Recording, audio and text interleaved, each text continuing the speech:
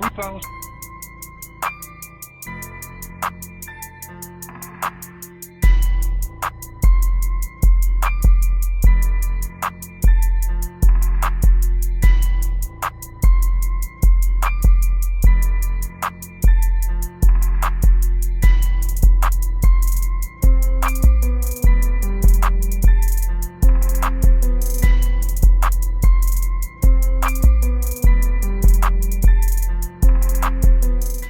Hey, pura vida. Much blessings, much love to everybody that's tuned in. Thanks for being here once again. Just gonna continue on this series, part 4. Today we're gonna break down the different pseudonyms and aliases of Arius Piso. I will be reading a lot today, guys, so hope you guys are ready. This may be boring to some of you, hopefully not, but I think the info is very important to understand certain historic characters, certain people in history, who they really were, and how they relate to Arius Piso, Josephus, and Christianity. Hope you guys enjoy this part 4. We're gonna get right into it. Thanks again for being here. Wow. Real quick, we're in this articles, the Piso's Further Writings, Volume 1. Just want to show a chart here they have here, a genealogical chart. It says chart of Arius Calpurnius Piso and of his family, particularly those who helped him in the family's great plan. So we got Arius Calpurnius Piso, aka Flavius Josephus, and innumerable other names which we're gonna go over today. And these are the sons they're gonna go over today.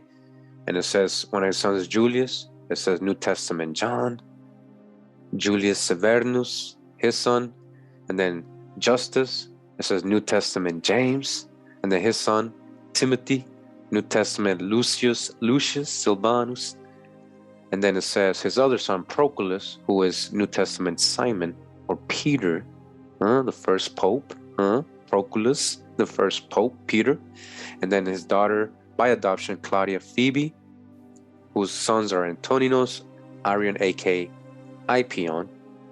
Just a little chart here. And we continue in the book, Creating Christianity, a Weapon of Ancient Rome by Henry Davis, sympathetically reveals how the Roman and Jewish aristocracies created the most famous story of all time. We're in this part of the book where it's saying Flavius Josephus never existed. We read a little bit on this, the first, couple paragraphs or pages in the last video. So we'll start where we left off last time. It says Josephus, or the man who used this name, gave the necessary information to discover his actual genealogy via his writings, but vital information needed to confirm it was not given in a straightforward way. It appears very much scattered into little pieces of information here and there. The question to ask is why? The individual who appears to have used the name Flavius Josephus used what I can only describe as naming techniques to disguise his genealogy, and those naming techniques incorporated literary rules already used by the Roman aristocracy. For example, nomenclature, a combination of a personal and family names used to create a new name. It is necessary to note, as has just been demonstrated, that public genealogies of ancient royals usually began at a certain point, with a certain person making the genealogy virtually impossible to be traced back any further via superficial readings of the histories that were left to us. Also, important dates and details are often omitted, adding frustration for a historian, but the reason critical information was not given seems to be because revealing those genealogies would reveal the connection to other royals, example, their royal lineage. But why would they want to hide their lineage? We must understand that the nobility was in control of everything, including the writing of religious literature, history, stories, and who would rule. If the common people, who vastly outnumbered the royals, had discovered what was happening in terms of manipulation and being lied to, royalty would have been killed and their whole system overturned through a mass revolution, which is what was happening in Judea. All right, hence the Maccabean Wars, okay, and the Hasmonean dynasties becoming.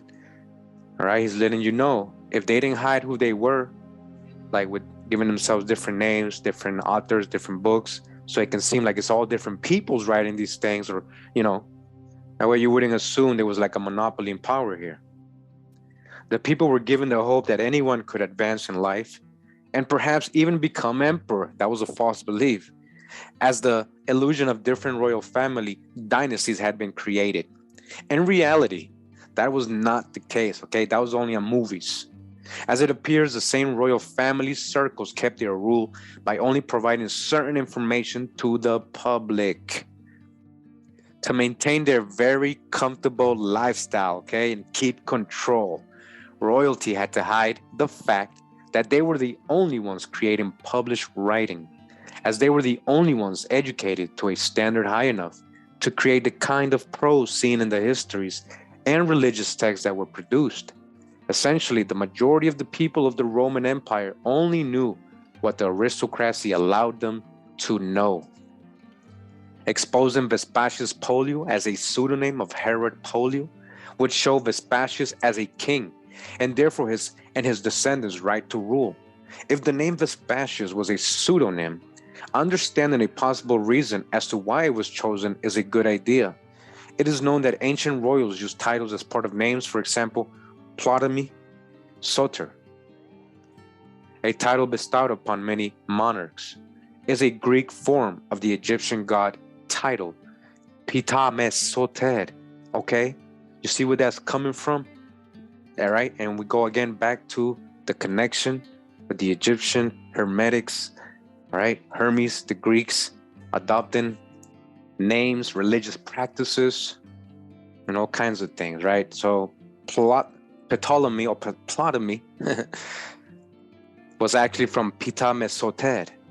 Okay, that's Egyptian, meaning son of God, the Savior. Son of God, the Savior. Ptolemy Soter, or Ptolemy Soter.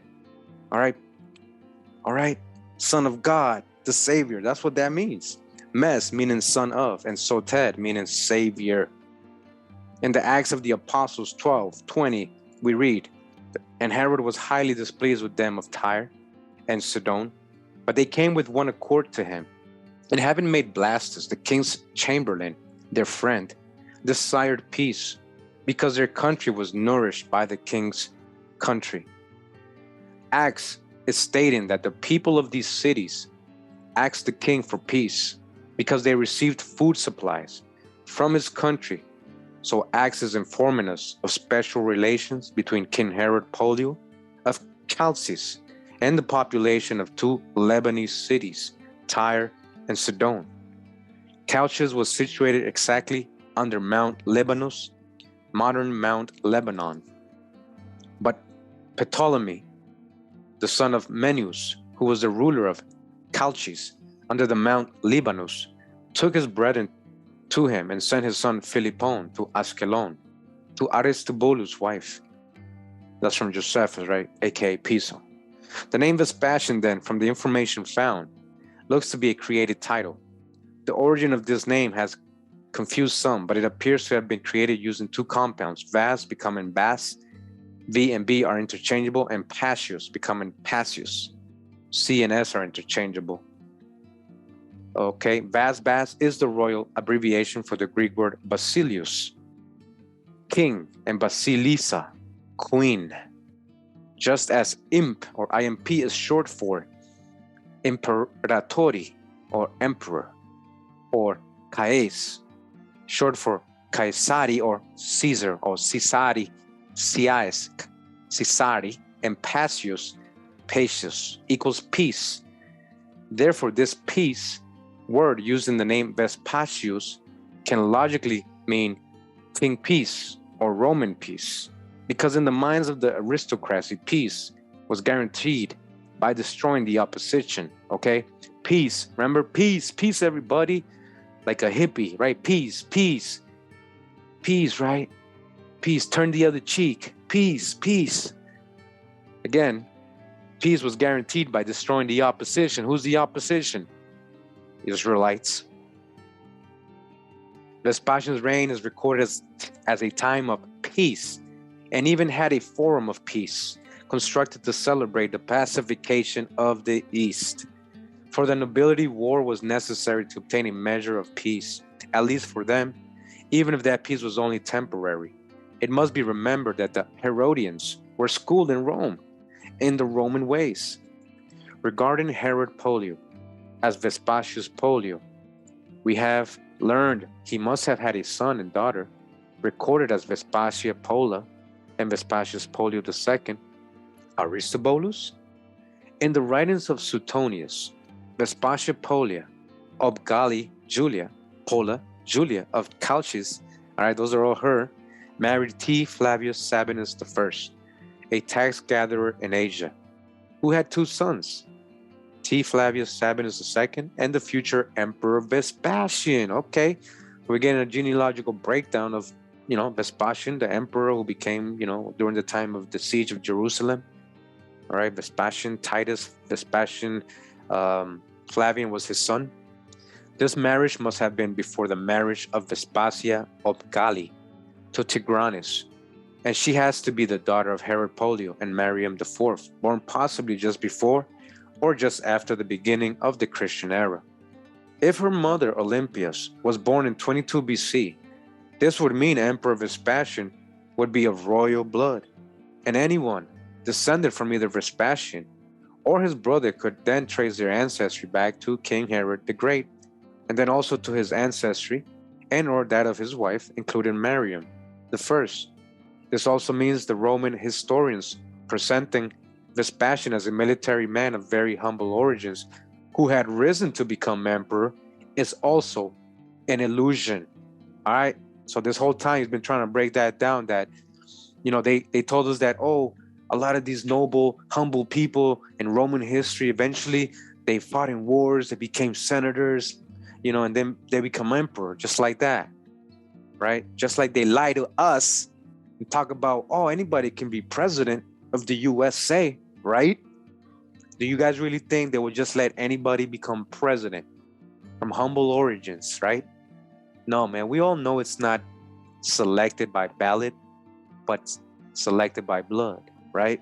Just like in ancient Roman times, all right? Again, look at your quarter. Do you see an eagle there? I showed you guys where that was coming from, right? Check my last video. Follow the bird.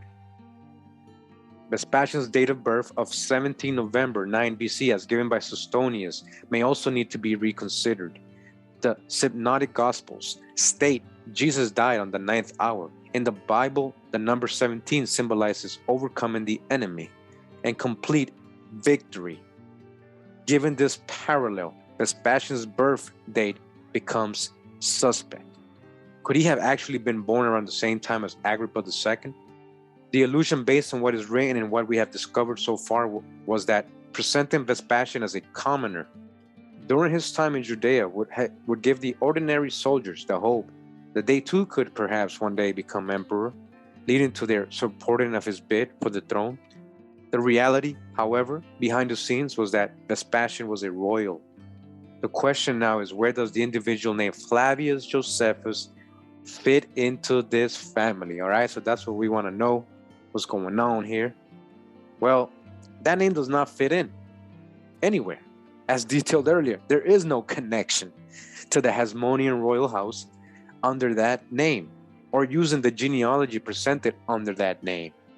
Flavius Josephus was a pen name, okay? It was a pen name that belonged to a particular individual who was a member of a powerful and distinguished senatorial family.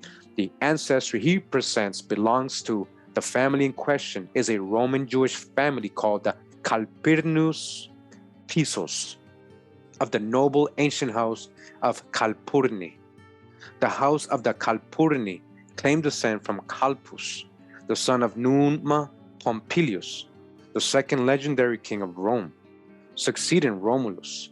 But to understand the Calpurnius Piso's connection to the Flavian family, we need to look within the historical writings that document Emperor Vespasian and his son Titus Flavius, who's also called Titus Vespasian Flavius, and their descent from Herod Polio. If Josephus was apparently adopted and given a wife and a house by Vespasian, we could expect to find contemporary records mentioning and confirming this, all right? So now what they are talking about is that in the story of Josephus, when he betrayed all his people, so he was the only survivor, right, of the siege, right, Josephus. And so they imprisoned him, and then he did his prophecy and made Vespasian emperor. And then all of a sudden he was treated really good. He was given the Flavius name, the titles, as they're saying here. He was adopted by them. You know, he was a Roman citizen living with them, very rich. So that's what he's talking about right here. All of a sudden he got adopted.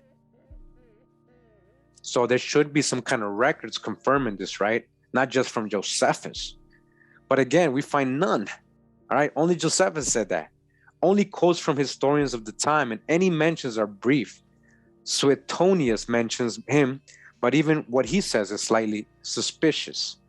Suetonius says, also a distinguished Jewish prisoner of Vespasian's Josephus by name, insisted that he would soon be released by the very man who had now put him in fetters and who would then be emperor.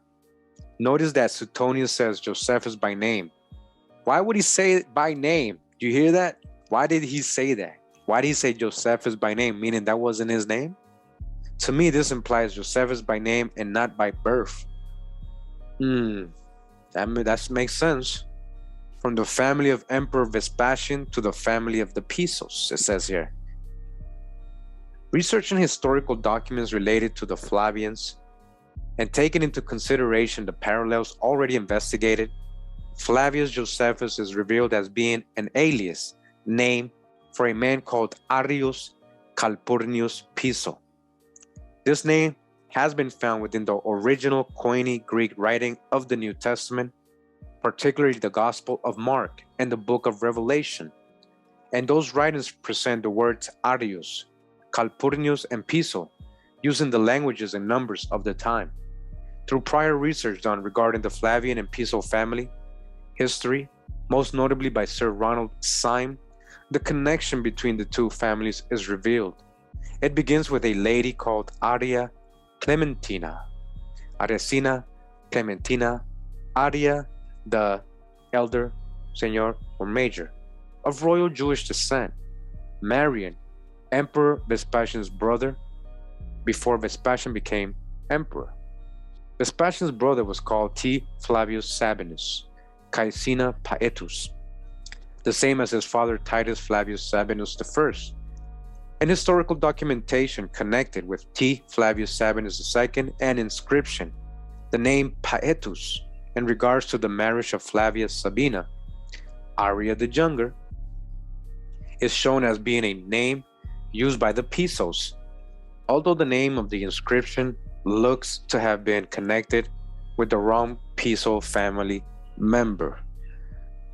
The marriage of T. Flavius Sabinus II to Aria Clementina, Aresina Clementina, or Aria the Elder or Major, shows that the man who will be shown to have been called Arius Calpurnius Piso was also of Flavian descent, right? So the Pisos are connected to the Flavians, okay?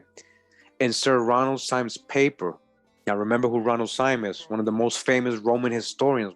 We read his book on the last part of this series, showing you what he was saying about the Pisos. So in his book, or his paper, People in Pliny, pages 144 to 146 and 148, quite a bit of information is provided for this family. In that paper, he states that in A, Caecina Paetus is a Roman consul in 37 AD in Patavium, with the Patavine Pleclodius Traesia Paetus taking his daughter for a wife. The late Professor Gavin Townsend also provided much information in his Some Flavian Connections, parts 1 and 2, where a Caecinius Paetus, a consul in 61 AD, is shown as a son of the former Paetus. Also mentioned here, as well as being found in the works of Tacitus and research by Syme, is the fact that Caecinius Paetus, son of the former Paetus, is married to Vespasian's niece, Flavia Sabina, in the early 70s and governed Syria. Emperor Nero executed Arius Calpurnius Piso's father. Okay, remember that? We've gone over this information, right? Remember what's going on. Let's reference the last videos, the last parts of this. Nero found out they was plotting against him. It was the Pisos. It was basically Josephus' dad, Arius' dad, Gaius. It's going to tell us here. So remember, and then later on, Nero would eventually be murdered as well. So Nero executed Arius Piso's dad, right? A very wealthy politician called Gaius Calpurnius Piso in 65-67 AD as a result of the failed Pisonian conspiracy. This is recorded under the name Tracea Paetus, Stoic philosopher. Tacitus, Anno 16, whose wife was Aria the Younger. Stoic philosopher, whose wife was Aria the Younger. And a few pages previously in the Annals, the leader of the group of conspirators against Nero is named as Calpurnius Piso. Here, Gaius' wife is presented as Satria Gala. All right, there goes that Gala again, which can be viewed as T.S. Aria Gala. Titia, the feminine form of Titus. Sabina, the feminine form of Sabinus. Aria Gala, the feminine form of Gallus, which has the same meaning as polio, rooster, cock, male chicken. That record of the execution led to the latter discovery that Arius was the son of Gaius, as Arius is recorded on the name of Caecinius Paetus, governor of Syria, as well as Montanus. It seems he used many created names through the use of nomenclature, all right? Montanus, that's Piso too, which will be shown including L. Caeconius Junius Paetus, discussed in Gavin Townsend's paper above. It appears Arius was given a masculine form of his mother's name, Aria, all right? His mom is Aria, who was the daughter of Aria Clementina, Aria the Elder, right? So the daughter is Aria the Younger. I must say here that Gaius Calpurnius Piso's mother, Arius' paternal grandmother, was called Plancia Munatia, who was the wife of Gnaeus Calpurnius Piso, consul in 7 BC. Plancia's father, Arius' great-grandfather, was Plancius Munatius, the namesake of his father, grandfather, and great-grandfather. The name Munt Atia became Nun Atia, and N is often used as feminine ending in place of the female M in ancient languages. In Hebrew, M and N can be seen as equivalent. For example, the root of the word Maseka is not Nesek. Nun becomes Nun, phonetically producing the name Nonia. And Nonia is known name of the Balbi family. And Atia infers Balbi, and Balbi means stutterer, just as the name Psellus does. The information presented within the text of New Testament, as will be examined later, indicates that Arius Calpurnius Piso used the literary pen name, pseudonym, of Flavius Josephus. It appears this name was created not only provide a historical appearance of authenticity regarding the new religion of Christianity, but also provide a role model of sorts for later generations of Jews turning away from Judaism. The information above shows Arius was already a Flavian through his inherited name, usage, and not because Emperor Flavius Vespasian adopted him, okay? That's just the story. They didn't adopt him. Why would they adopt a Hebrew? As the ancient writers have told us, essentially, what we have is information leading us to understand that T. Flavius Sabinus II, Flavius Vespasian's brother, and Aresina Aria Caecina Clementina, or Aria the Elder, had a daughter called Aria, who's married Gaius Calpurnius Piso, all right? So these are Piso's parents, right? So I hope you guys start to understand a little bit of the genealogy. I'm going to show you guys some other examples. All right, they're just trying to break it down. Again, if you get confused, you can just rewatch, or just investigate these names and on your own, and you see the tree. So this Aria the younger, right, the junior, married Gaius Calpurnius Piso, which is Josephus' dad, right? These are his parents. And this is where the alliance of the Flavians and the Pisos would begin. Following the trail from one alias name to the next, to confirm the facts from this information, the family of Thyrea Paetus, Gaius Calpurnius Piso, all right? So this guy, Thyrea Paetus, whenever you see this Thyrea Paetus in history, it's the same as Piso's dad, right? Arius' dad, which is Gaius Calpurnius Piso. And Aria the younger needs to be examined closely. To begin, they had a daughter also named Aria, but we find the daughter being called Fania in historical documents, right? So this Aria also has been being called Fania, right? Piso's wife, which is also a name created using her Aria name. Information about C. Fanius, most likely Arius Piso, as a barrister who wrote the biographies of Nero's victims, is given in the Prosopographia Imperii Romani. All right, so another pen name. And it says here that C. Fanius, barrister who wrote biographies of Nero's victims, supposed a relative of Fania, the daughter of the Patavine Flavius Claudius Thyrea Paetus, by his marriage with Aria, the daughter of Aulus Caecina Paetus, or T. Flavius Sabinus I. Sir Ronald Sim, who researched this information, said, why she should be called Fania? No clue, okay? So check this out. This is the most famous Roman historian. We got this in the last part, who he was. He said he doesn't understand why Aria the younger was being called Fania. He couldn't understand it. Of course, he didn't go into conspiracies or anything like that or try to see if people that had pen names. He just don't understand why she was being referenced as Fania in historical documents. He had no clue. All right, you can reference people in Pliny, Journal of Roman Studies. He said that. All right, most famous Roman historian. I agree with Sir Ronald. It would be safe to think that a daughter of Aria would use the name of her mother somewhere. A closer look at this name reveals that Aria name is there. Her actual name would be Flavia Aria, which are the feminine forms of the names Flavius and Arius combined. They used the F in Flavia as an initial and left it in front of the Aria name and changed the R's in her name to N's. You see what they did? Which created the name Fania. But why are their R's replaced with N's? A definitive answer cannot be given. However, one N and R can be.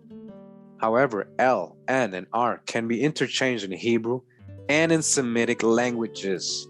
Aloysius Fitzgerald, the interchangeable of L, N, and R in biblical Hebrew. All right, there's a book for that, so you can go check it out. Other possibilities include the letter N being used as a link to Christianity, as the Phoenician letter was named Nun, meaning fish, and the fish and anchor symbols were used to the Flavian coins and other artifacts of that period. And the first symbol of Christianity was a fish.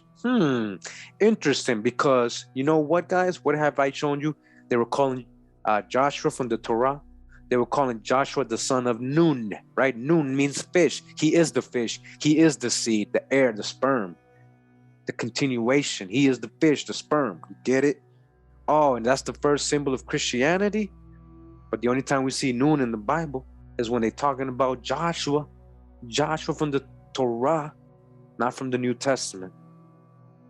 And let us not forget that one of the letters that make up the number 666 in the book of Revelation is Phoenician. Supporting information to confirm the above can be found by reading Tacitus. In these supporting references, he is mentioned as Arius Antoninos, which, as will be explained later in the book, is just one of the many alias names used by him or for him. When reading the above reference documents, we find out that Montanus, meaning mountain in Latin, was also spared out of consideration for his father, Thyrea Paetus, Gaius Calpurnius Piso. All right, so basically what they're letting you know that that last guy, Montanus, is the son of Thyrea Paetus, which we already know is Gaius Calpurnius Piso, Arius that, so obviously that Montanus must be him. This Montanus must be another alias name for Arius. And this and other alias names and the forced suicide of his father will be examined. That's when Nero actually made him commit suicide. That was his punishment. The references provided above give data for Trisea Paetus, Aria the Elder, Atria the Younger, Fania, Montanus, and Arius Antonius. Please note that Atria the Younger is also called Caecina Ania in history. There's here evidence. This next section will explain the discoveries that support the evidence that the Roman Jewish royal man Arius Calpurnius Piso, Flavius Josephus existed. But it is important to understand and keep in mind that the discoveries which have been made regarding this mean that the current understanding related to this period in history are not accurate, right? What they told you in school is a lie. The following information will present how it can be shown that Flavius Josephus was indeed a royal man named Arius Calpurnius Piso, and that the activities of Jesus are based on the activities of Arius Piso. Arius Piso's name does not appear in full in historical documents, which means he must have made certain, with help from close friends and family members, that his real name was never to be found anywhere obvious or straightforward in history. That means his identity was hidden from everyone but a limited few. And it is only by connecting his name to his father's alias name of Trisea Paetus, and by finding his mother's name as Aria, and finding his names Arius, Calpurnius, and Piso presented in the New Testament, that Arius' name is revealed.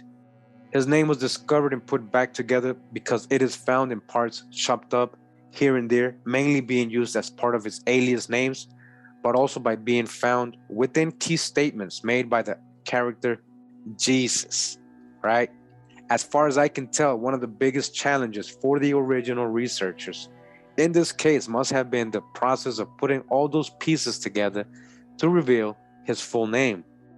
The Jewish historical literature of that time also appears to try to point to Arius Piso being the creator of the Jesus or Jeshu character in the Gospels, and this was done with the use of the Pantera riddle, which again will also be explained in more detail later on.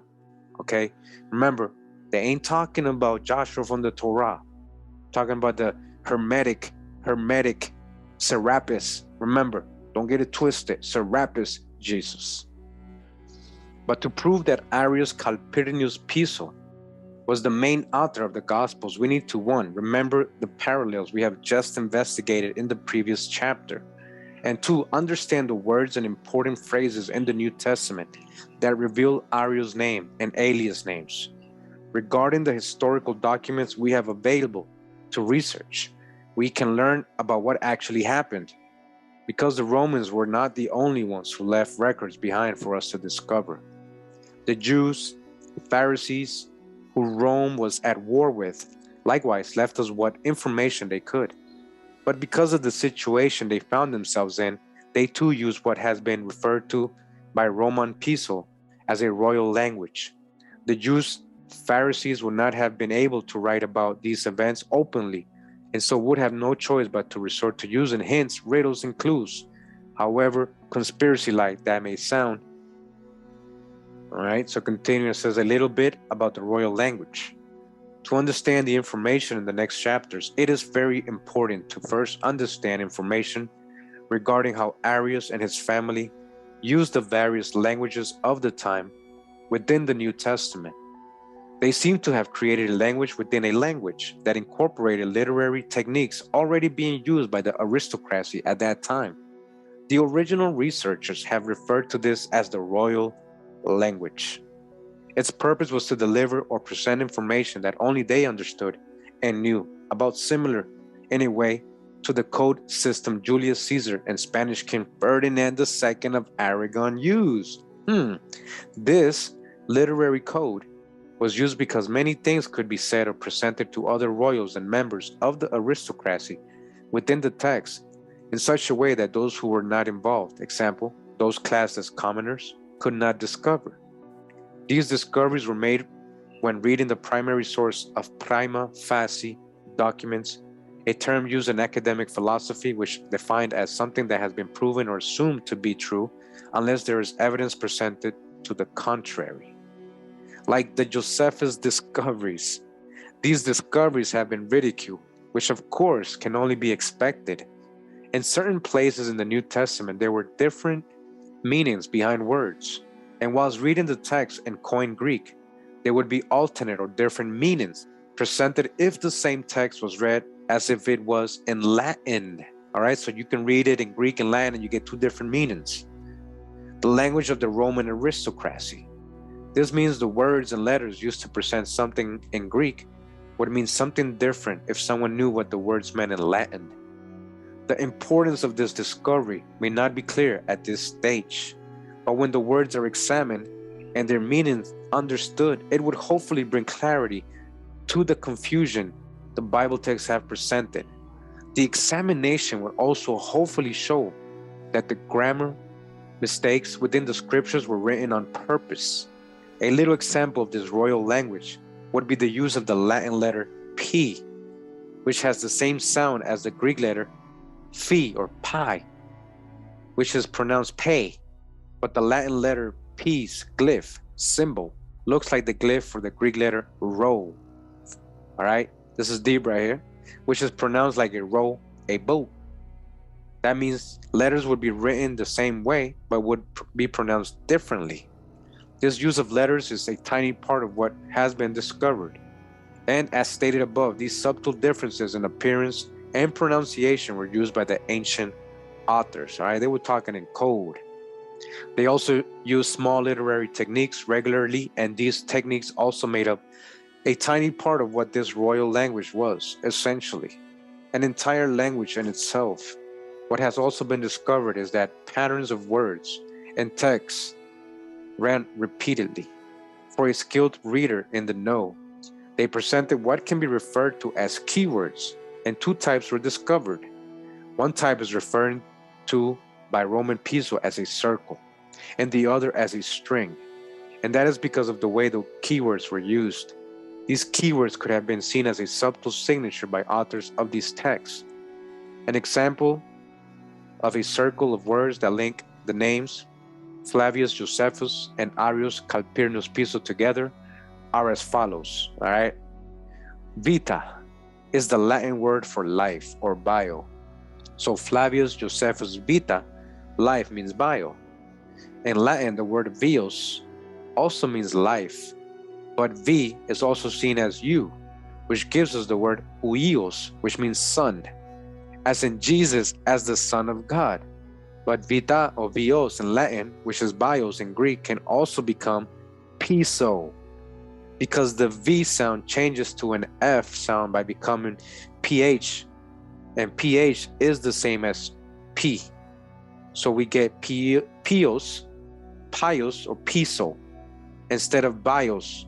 Pio is also piso, because pia or pisa can be feminine versions of piso, and the male form, as we have seen, can be piso or pio.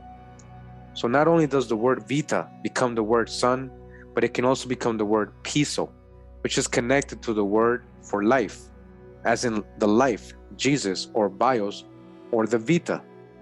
That means the word vita circles from Flavius Josephus through Arius Piso, through to Jesus, life, and then back to Flavius Josephus.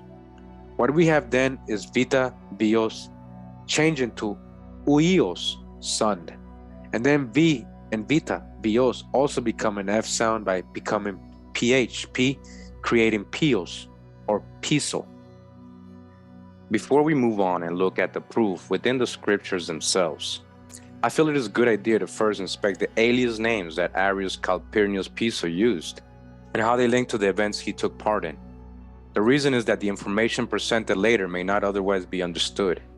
To begin, as mentioned before, we find nothing relating to the name Flavius Josephus in the Jewish literature, and the Hebrew version of this name, Joseph ben Mattiyasu, does not appear either. All right, so that's a very good point he's making right here. All right. So, and none of the historic, Jewish or Hebrew literature, apart from Josephus, right? Apart from what he's saying and these Romans are saying, there is no Jewish literature that can vouch or back up that Josephus was a real person, or his Hebrew name, which would be Joseph ben Mattiyahu. It doesn't appear anywhere. We must also be mindful that alias names are an annoying problem and create a gap in establishing convincing proof. That said, other areas can be pursued to expose what really happened. For example, building genealogies for the main suspects is a good starting point, as that can indicate which ancestral names were used for certain alias names. And we do know that aliases were used in those times, and names were much more flexible. We also need to remember that the authors of that time would have known who they were writing about and why they were using and referencing these various names to refer to Arius Piso. The first clue, albeit not much of a clue, that Arius Calpurnius Piso was Josephus is that the birth dates are the same. Josephus says he was born in 37 AD, and Arius Calpurnius Piso was born in 37 AD. It looks like Arius died in the year 119 AD. His death appears to have been recorded under the name C. Antius Julius Quadratus Bassus. This name is used for an individual who had governed several provinces and commanded a corps of several legions in the Second Dacian War under the Roman Emperor Trajan. The name Arius seems to have been disguised as Antius, with the double R of Arius being changed to NT. Using both the Greek and Hebrew language rules, quadratus is Latin for square, of which 36 is a square number, and Pythagoras' most famous theorem was his 47th, which said the square of the hypotenuse equaled the sum of the squares of the other two sides. The significance of this will be explained later.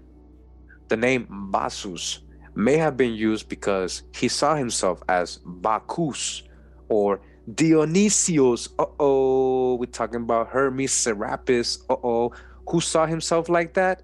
They're talking about Josephus, aka Arius Piso. The Piso saw himself as Hermes Thoth, Bacchus, Zeus, Dionysius. Okay, you see the link? The God of the vine. As in Acts, Jesus says he is the true vine, and his father, creator, is the vine dresser. As C. Antius Julius Quadratus Bassus, Arius died whilst campaigning when he was sent to Dacia as the final consular governor. At that time, he would have been approximately 80 years old. Apparently, Josephus died in approximately 100 CE or AD, which is concluded because no publications under that name appear after the death of Emperor Domitian. All right, so they don't really know when he died. All right, and in his stories. Next, we learn that Josephus gives detail of his sons who were born during the reign of Emperor Vespasian. They are called Hyrcanus, born in the 4th year of the reign, Justus, born in the 7th year of the reign, and Agrippa, also called Simonides. So again, these are supposed to be Josephus' sons, right? His pen name, his fake alias sons, right? For reasons unknown at this point, but possibly used as connection to the Herodian family. Born in the 9th. I must note here that the actual names of Arius' sons have been concluded by the information that will be explained later. But to continue, Josephus writes about the Maccabees, including John Hyrcanus, who is high priest and is first mentioned in the background portion of the Jewish war. Josephus calls him John, also called Hyrcanus. Next we have Justus, who appears as James in Josephus, Vita as a bodyguard. And on one occasion that bodyguard is named Justus. And lastly we have Agrippa, Simonides, which is simply a longer form of the name Simon. In the Vita bio of Josephus, we learn that Arius was first married to a virgin of Jotapata and that he divorced her. He does not mention any children from this marriage. His second wife of Alexandria, Egypt, was apparently of the line of the Alexanders. She may also have been Boionia, Priscilla or Procilla, as in history, an individual named Arrius Antoninus is recorded as marrying a Boionia. However, more research needs to be done regarding this wife, but Arrius writes, as Josephus, that she was with Titus at the siege of Jerusalem. Arius Piso had divorced her as well, but he had 3 children with her before doing so. He says that 2 of those children are dead at the time of writing his Vita. According to the researchers, one of the sons of this second wife was named Alexander, the eldest, but he was dead at the time the Vita was written, which would have been during the end of the reign of Emperor Domitian. The remaining children from that marriage were a daughter called Claudia Phoebe, Aria Fadilla, Pompeia Plotina, and a son who was still alive called Julius Calpurnius Piso. Arius' third wife had lived in Crete and was a Jewess by birth, but because of what he says about his third wife, she appears to be Queen Berenice, sister of King Agrippa II. He does not say that he divorced his last wife, and tells us that she gave him 2 children.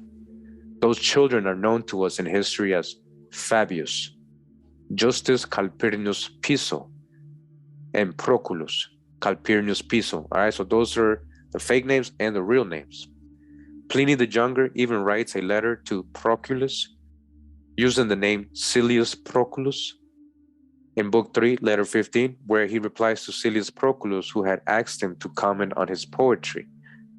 Also in the Vita, as mentioned above, Arius gives the year of birth for his 3 living sons, and he does this by saying they were born during certain years of the reign of Emperor Vespasian. That means by deduction, we find out that Julius Piso was born in 74 AD and died in 138 AD. Arius would be about 35 or 36 at the time, writing. Julius would be about 21.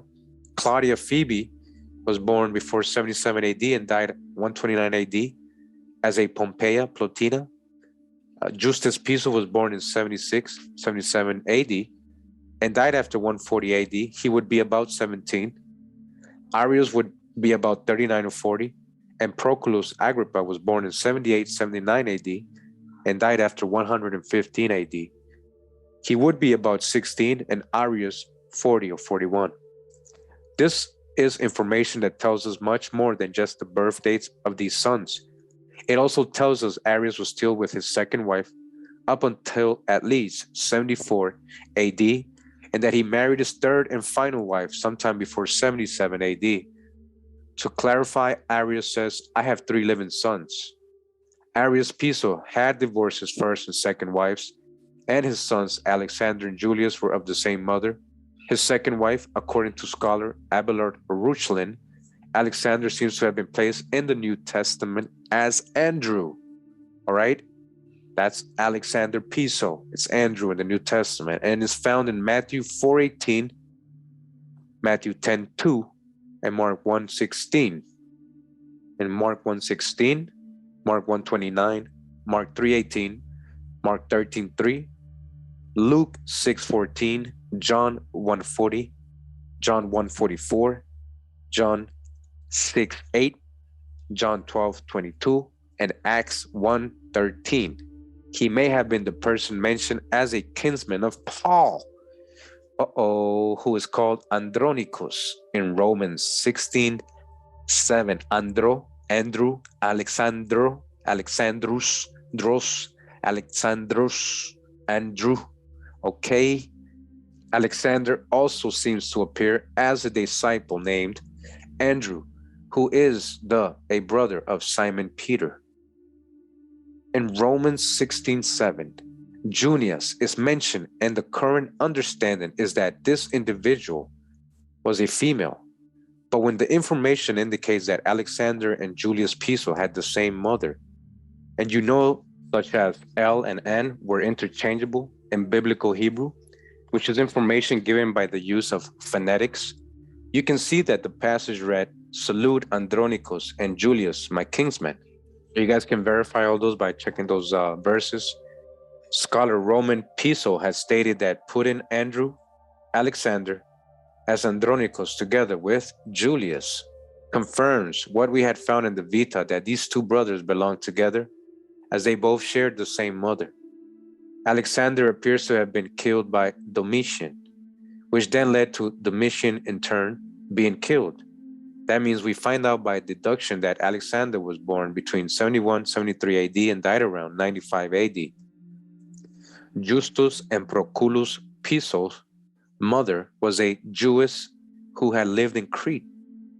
So this is two of Josephus' sons, or Piso's sons, right? So his wife, one of them, was a Jewess. In regards to the son called Alexander, I must know that the third pope of Rome was called Saint Anacletus, who was martyred under Emperor Domitian. So it might be the same person. The name Anacletus is interesting, as it appears to be the two names Andrew and Alex combined, as the C in the Acletus, a part sounding like CH, as in lock, but in glyph is X, which renders Alex. When the letters are rearranged, that gives us the name Andrew Alexander, and thus on the end is Theos, which in Greek means God, as thus can be thus, which comes from the ancient Greek thuos, which becomes Theos. If Arius was the creator of Jesus, then he may have considered his created, invented character Jesus as a son as well, possibly. With that being the case, it may give us a clue as to why Matt 13:55 says that Jesus has 4 brothers, since the core or prototype of the Gospel of Matthew was written around the year 75 AD, which I will explain later. We can deduce that either these sons of Arius Piso were added to it after they were born, or it was not truly finished until all his sons were born, meaning that Matthew was not finished until sometime after 79 AD, the year of birth of his last son Proculus Agrippa, C. Piso. To again clarify the above information, what we seem to have is Arius writing in his Vita that he has 3 sons, 5, but 2 are dead. One son, Alexander, was dead when Arius wrote his Bio Vita. The other son, he says, was dead, may have been his daughter, or he could have been hinting at his dead son, Jesus. The Hasmonean names of his fictional sons are John, Hyrcanus, Justus, remember they are Flavians, and Agrippa Simon. But what would their Roman names be? The son, John Hyrcanus, would have been the same age as Julius Calpurnius Piso. The next son would be Fabius Justus, and the third son, known in history as S. Proculus, in the works of Pliny the Younger, may have been named after the Piso's relative Proculus Vitellius, the brother of Emperor Aulus Vitellius, who appears in Arrius Antiquities of the Jews, Book 19, Chapter 6. So now it's not Josephus Antiquities, it's Arrius, that's his book. Regarding Arius' genealogy, as Josephus, he claims to be from the royal family on his mother's side. She is descended from the royal Hasmonean priest family, the family of Herod the Great. So that's Josephus' story. When you go read about Josephus, that's who he says his mom is. All right, that's what he's talking about, from the royal Hasmonean, but Herod, so Hasmonean, Herodian, okay? This family was running the Maccabean kingdom at that time. And Josephus introduces himself as Eusebus, son of Matthias. And this is the exact ancestry of Arius Piso. His mother was a great-granddaughter of Herod the Great, which would be the family of Matthias. All right, you hear this? It's the same thing. He put it in code when he was talking in Josephus. Next, we look at the military campaign of Titus Flavius, the son of Emperor Vespasian. Remember the link up earlier with Vespasian? He was of royal blood. This is the man who is said to be the individual whom Josephus is talking about regarding the military campaign in Judea. But because of the events described in the Wars of the Jews, the Titus individual cannot be Emperor Vespasian's son. During parts of the historical account, that means that Josephus is writing about Arius Calpurnius Piso. That is to say, Arius is writing about himself. You hear that? Josephus is writing about himself. Or again, writing his vita or bio for the majority of the activities described. Arius is using the name Titus and is only referring to Titus Flavius in certain parts of the books. Most of the information regarding Vespasian's son Titus was explicitly stated by making it clear that the individual being discussed was either Vespasian's son or Domitian's brother. Right, so this author's trying to say, okay, listen, man, Titus wasn't even real. That was Josephus. That was Arius Piso. He was talking about himself. He's the one who seized Jerusalem. Arius Calpurnius Piso in the writings of Josephus.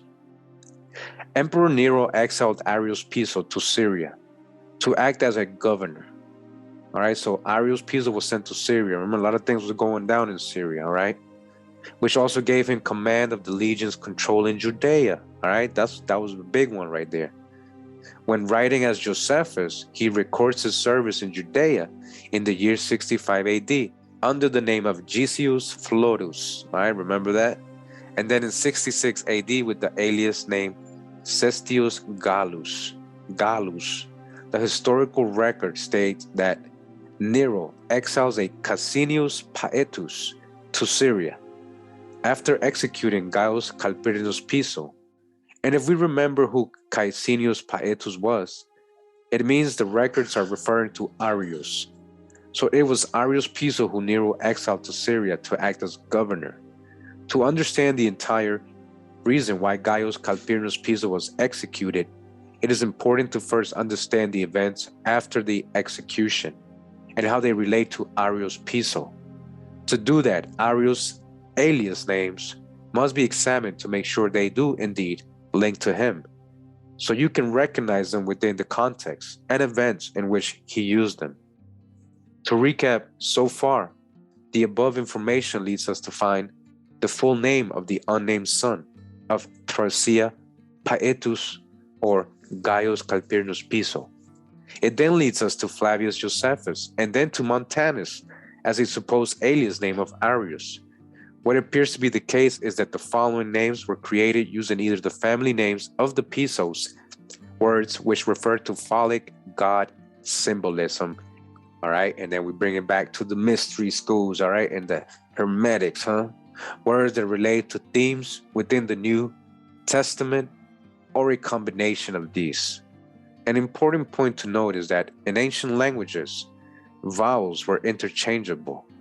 For example, in the Egyptian language, they were seen as not being there, example, invisible, and how they were used in the examples below means the interchanging of vowels were used to make names appear to be different to readers.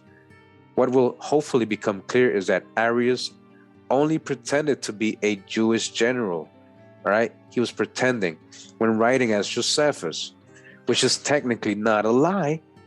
He was of Jewish descent on his mother's side, okay? The Piso, all right, he was a little Jewish-ish. But what he should have said was that he was a Roman general of Jewish descent because of his descent from King Herod. Arius Calpurnius Piso's alias names, all right? Going through a couple of his alias names, okay? Again, the many faces of Arius Piso. So one of them is Caecinius Paetus. As we have examined, leads us to discover Arius Calpurnius Piso. This name leads us to the alias name Montanus. Montanus, which means mountain in Latin, is spared out of consideration for his father when killed by forced suicide on the order of Nero. His father being Gaius Piso Thrasea Paetus, all right? He was spared because his dad said, no, don't kill him, all right? One of the reasons for this alias name of Arius could be because he saw himself in human form as the god Mars, who was the god of war. It seems he may have joked about this in the New Testament, where Mars Hill is mentioned because Mars Hill in Greek is Arius Pagos, a mountain or large hill. In Greek is Pagos, which means we have Arius, mountain, Montanus, and Pagos can also be opus, epos, phonetically in Greek, and epos is horse or beast, which also what Arius seems to be referred to. Out of the word epos, we can see the name Piso, rearranged, and in the book of Revelation, Arius is referred to as the beast, which we shall see,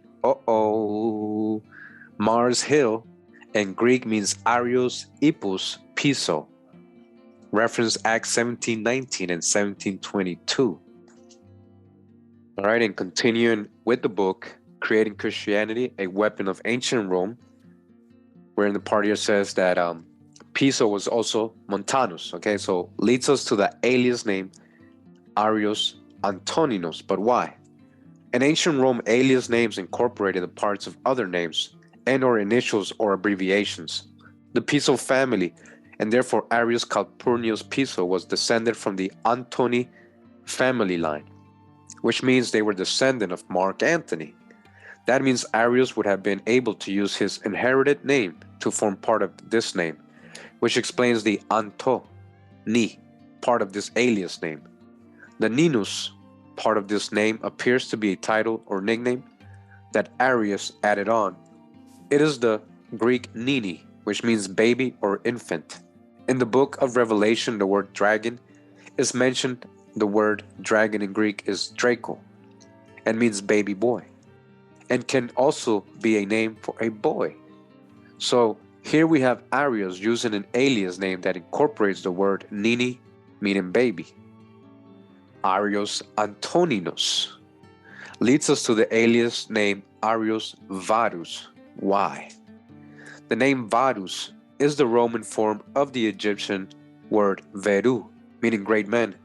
But if someone uses it as part of the name of an individual, then it means the man who used it would have considered himself a great man. As Arius Verus, Arius is discovered as being the founding ancestor of the later great Roman family, the Anisi, who were prominent Romans in the latter Roman Empire. Annius and Arius are the same, as we have seen with the example regarding his sister Fania, where the letter N and R have been switched. So Arius Piso is the founder of the Anishi, a family that came from a great-grandfather of Emperor Marcus Aurelius, founder of the Ani Veri.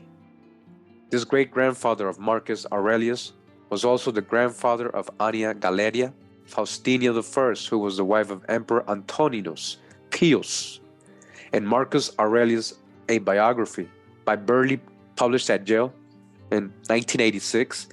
There is a genealogy chart for the Ani Veri. This chart mentions Annius Arius Verus of Ucubi as the common ancestor of the Ani Veri. To fully understand this, you would need to understand the use of alias names in antiquity. The term Ani, Anishi is very telling because one of Arius' main alias names was Nicomachus, as will be examined. Ani refers to Arius, and Anisi refers to Anico, Macus, with an A as an initial for Antonius Antoninus. The reason being is because Arius Piso seemed to have also been known as used the name Antonius Primus. Again, the A in Anisi is an initial that in front of Nico, means winner or victor. And as a Roman general at the Battle of Gerasa, that is what Arius was, the victor. This must be the origin of his nickname Nicomachus, which is found in his works of Flavius Josephus, as some of the Anishi family boldly joke about this by naming their offspring Nicomachus, examples of which are Amnius, Manlius, Nicomachus, Anicius Paulinus, and Marcus Junius Caesonius Nicomachus, Anicius Faustus. Regarding Antonius Primus, Tacitus says, as Antonius Primus hurried forward some dispatchments from the cohorts and part of the cavalry to invade Italy, he was accompanied by Arius Varus.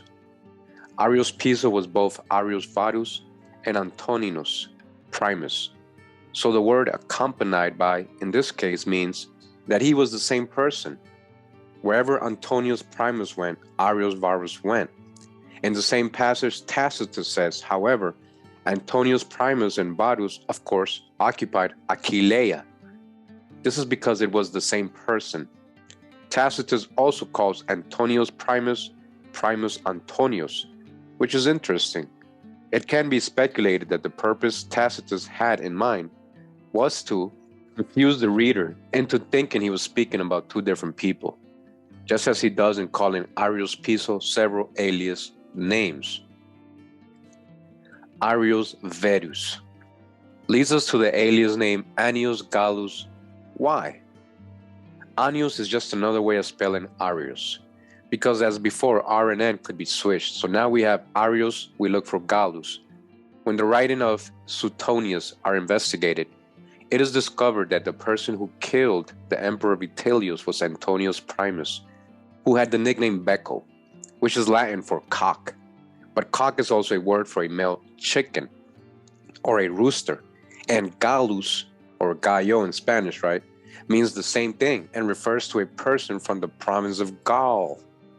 But Gallus is also another way of using the word polio or pollo, right, chicken, which is a name that Arius had inherited from his great-grandmother Vespasia Pola, or Polla. And these two words mean the same thing. They refer to the rooster, and the rooster is connected to the phoenix. Phoenix, right? Check out my thought video part 2, the phoenix or phoenix.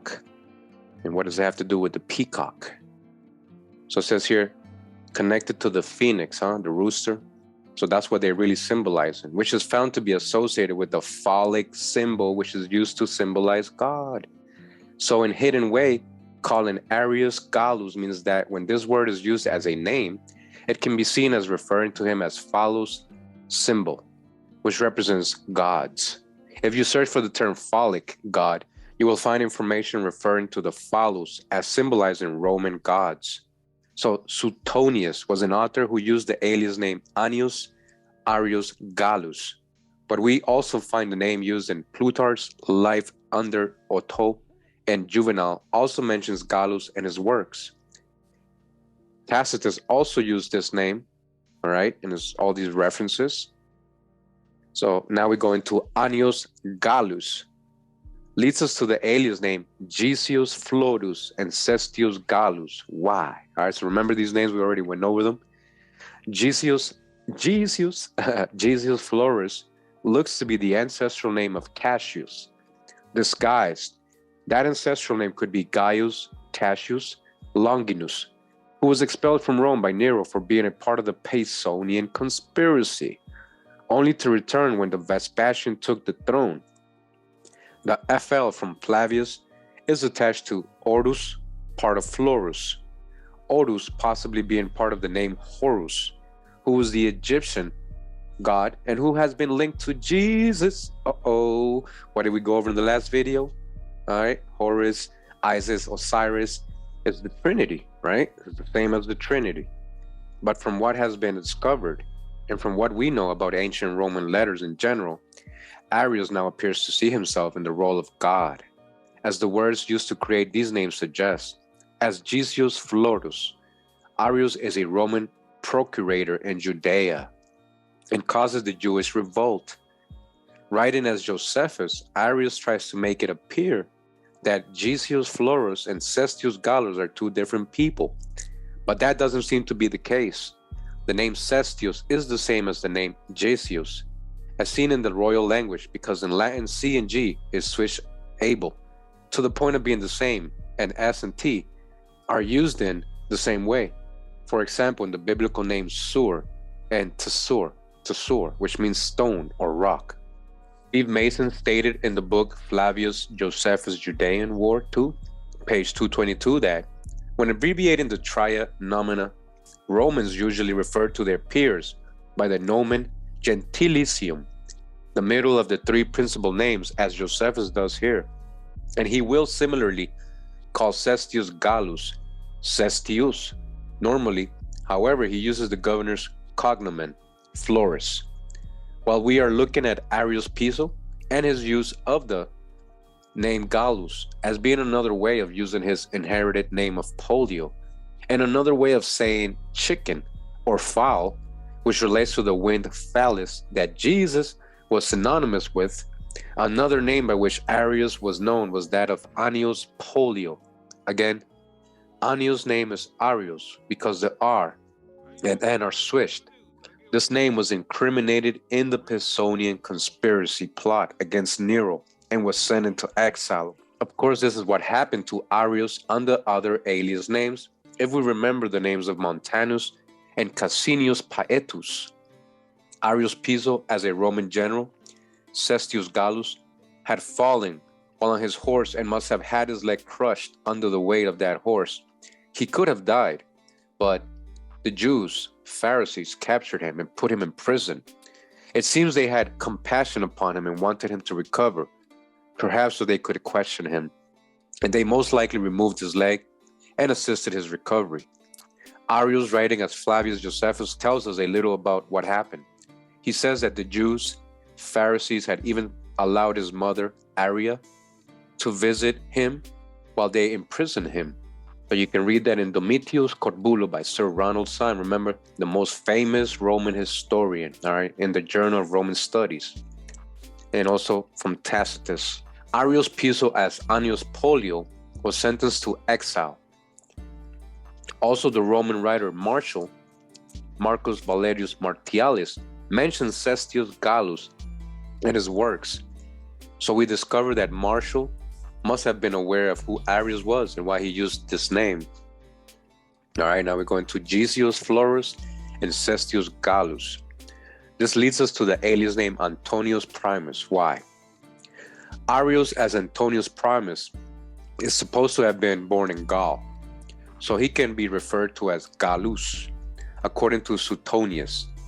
Also, as seen above, he adds that as a boy, Antonius Primus had the nickname, alias name of Becco, which means rooster beak. Primus in Latin means the first, foremost, and St. Peter is considered the first bishop of Rome, which later became known as Pope or Pater, Peter. Pater meaning father. So if Arius was the creator of Christianity, then he would be the first father Pater of Rome. Also, the name Antonius Primus was used by Arius himself in the works that he wrote as Flavius Josephus. And as shown above, that name is also found used about him in the works of Suetonius and Tacitus. The following information supports the realization that Marcus Antonius Primus was indeed a pseudonym, alias name for Arius Piso. All right, so this is from Tacitus, Histories 3. It says here, Pliny the Younger married Arius Piso's daughter, who was the daughter of Arius' son, Alexander, and so Pliny the Younger became a new son with the name Alexander as the masculine form of Calpurnia Alexandra. Suetonius wrote in his Lives of the Caesars, book 4 and 35, that Emperor Gaius or Caius Caligula took Gaius' wife at their wedding, which would have been before Arius was born, about the year 36 AD. Caligula fancied Gaius Piso's wife Aria, recorded as Livia Cornelia Orestilla, and so banished Gaius Piso from Rome, but he would return a year later. Caligula was also a descendant of Marcus Antonius, Mark Antony. Aria the Younger's name of Livia is another form of Julia, so her name is seen as L for Lucia, which becomes Lulia. Julia, Livia become Julia. I and J were identical, as were V and U. Aria, Ori, and Orestilla becomes Ari, using the Hebrew vowel switching rule. S, Sabina, the S in Orestilla, and to Leah from the Tila part of Orestilla. Her Julia name connects her to the Julian ancestry. Her Cornelia name connects her with others who use the female and male forms of the name. For example, the historian Tacitus, the Tuli, a portion of her name comes from her Flavian ancestry, that of Titus Flavius Petro's wife, Tertulia. Reference for the above is in Lucian, written by Marcus Aurelius. Also in Pliny's letters, Arius is mentioned under the name Arrius Antonius as the grandfather of Pliny's wife, Calpurnia Alexandra. Tacitus' description of Marcus Antonius Primus would certainly fit a description of someone who deliberately caused people to rebel, such as Arius Piso. Tacitus describes him as being brave in action, ready of speech, clever at bringing other cinto odium, which means general or widespread hatred or disgust created by someone as a result of their actions, powerful in times of civil war and rebellions, greedy, extravagant, in peace, a bad citizen, in war, an ally not to be despised. Arius Piso used his Antonius name in the creation of his Antonius Primus name, which is mentioned by Tacitus and Pliny the Younger. He further hints at his ancestry from Mark Antony, using this name by letting us know that this Antonius Primus was Marcus Antonius Primus, and his fuller name, by providing the M at the start of the name. Arius uses his name in the alias name he used in history as Arius Antoninus, the founder of the Antonine dynasty, and it was Arius himself in his Jewish War 495, who was the first to give details of the campaign conducted by Antonius Primus for Vespasian against Emperor Vitellius. Also, Flavius Josephus inserts Antonius himself as a centurion who dies at the capture of Jotapata. Marcus Antonius Primus' colleague in the campaign against Vitellius is named Arius Varus Tacitus, but as we have found out above, this is another alias name of Arius in the mid-50s AD, while in his late teens, John Arius was a prefect of a cohort, an ancient Roman military unit of a legionnaires in the campaign against Vologeses, king of Armenia, serving there in Tacitus' Annals 13:9 under the name of Arius Varus. His exploits as General Marcus Antonius Primus clearly explains his absence from Judea in the year 67-69 AD between his defeat at Cestius Gallus at Beth Horon, mentioned earlier in regards to the Good Samaritan, and his reappearing to assist Titus Flavius at the siege of Jerusalem in 70 CE. After the Pisonian conspiracy, Arius was exiled to serve in Syria. After he tried to instigate a revolt, Nero then exiled him to Pannonia. All right, so we're done with that chapter, that book. Just want to show you the correlation. In this book, Piso Christ, Arius Calpurnius Piso, aka Flavius Josephus, the Roman inventor of the biblical Jesus and the New Testament story in Christianity. And he also goes over the different phases or pseudo names of Arius Piso. One of them was, as he says here, Arius Piso as Dio Chrysostom. We went over that. The Ani Veri, we just read in that chapter. The Ani Anisi. And it says here the Gregories, they're adding this one here. Arius Piso as Epictetus. All right, that's another one. Josephus, Arius Piso as Philo of Alexandria. All right, he is also Philo. We got Arius Piso as T. Claudius Aristion and Titius Aristo. We got Arius Piso as Maturus Arianus. All right. We got Arius Piso as the supreme authority. So this is the kind of pseudonyms or titles he went under. Arius Piso as Montanus. We already got that one. Arius Piso as Plutarch. So he even says here Suetonius as Emperor Antoninus Pius. So he's also Suetonius. Caecinius Paetus. All right. So it says here Arius Calpurnius Piso definitely had many, many more alias names. But for now, it is important to know these names before going on to the rest. Below you will find examples of his Arius name used both in the history of his time and in the New Testament as well. He is Arius as Arius Antoninus in the history of his time. He is Aetius, Arius of the god of Mars, incarnate is mentioned as the god of Mars throughout the works of Juvenal. Again, Montanus, Arius Antoninus, Arius Varus, Annius Gallus. All right, so we broke this down in the last chapter. Cestius Gallus and Gesius Florus, Antonius Primus. Okay, all has different aliases, all right? These are, again, the different phases of Piso.